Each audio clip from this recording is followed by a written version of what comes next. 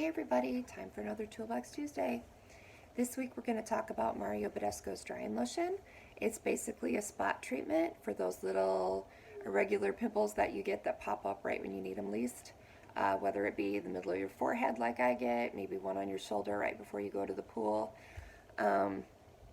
So don't think of it as like a everyday treatment. It's, like I said, like a spot treatment or like a mask that you're just going to apply as needed.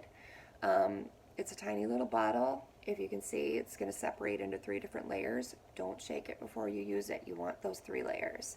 It's salicylic acid, sulfur, and calamine lotion. Let's say you have a pimple right between your forehead. You're going to take a Q-tip at night, dip it down all the way down into the pink, dab it on the pimple, let it dry. In the morning when you wake up, you're going to rinse it off with warm water, and the little pimple will probably be gone.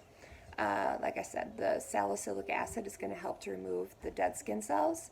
The sulfur is going to help to dry up what's inside the pimple, and the calamine lotion is going to help to calm the skin to get rid of the redness.